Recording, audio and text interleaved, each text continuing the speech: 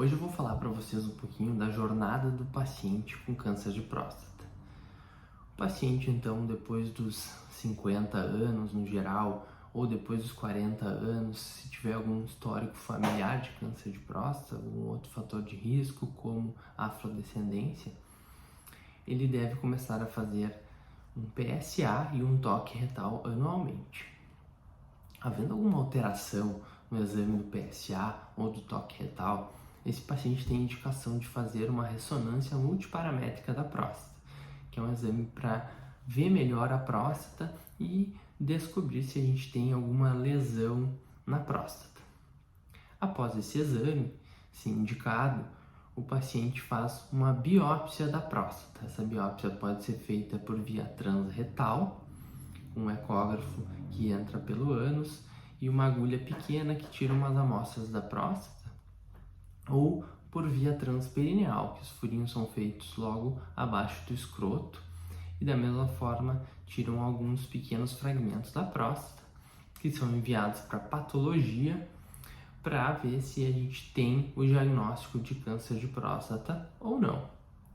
Não tendo diagnóstico, o paciente segue o acompanhamento com toque retal, PSA anual e eventualmente nova ressonância da próstata. Tendo o diagnóstico do câncer de próstata, a gente tem opções de tratamento. Se o câncer de próstata é de muito baixo risco, a gente tem uma opção de vigilância ativa, ou seja, a gente observa o câncer de próstata com toque retal, PSA a cada 3 a 6 meses e a gente precisa repetir essa biópsia também em 6 meses e repetir as ressonâncias multiparamétricas da próstata. Então não é simplesmente só observar, mas não, a gente precisa observar atentamente, repetindo todos esses exames. Outra opção é a radioterapia, que pode ser administrada junto de hormonioterapia ou não, e que a gente vai falar mais hoje, que é a cirurgia, né? Então, se o paciente optar pela cirurgia, hoje em dia a gente tem feito, na maioria dos casos, a cirurgia robótica, né? Então, por quê, né?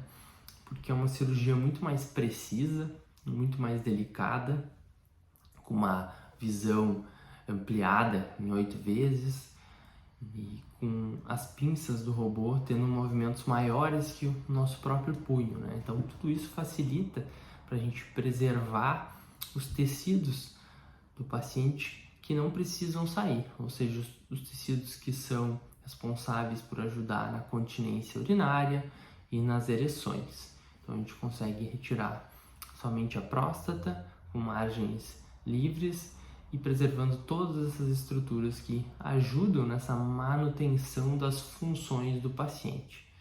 Então a cirurgia normalmente leva 1h30, se precisa retirar alguns gânglios, leva umas 2 horas.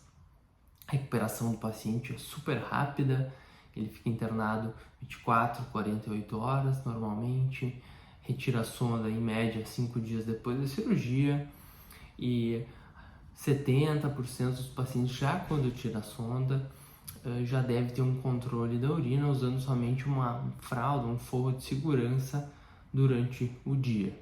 Alguns pacientes demoram um pouco mais para retornar à continência, mas isso gradualmente, semana a semana, vai melhorando, né? E a gente tem opções que ajudam a melhorar mais rapidamente essa incontinência, como fisioterapia. A questão das ereções, a gente também tem um tratamento logo após a cirurgia para ajudar no retorno das ereções. Então, é mais ou menos isso que eu queria conversar com vocês hoje. Um grande abraço.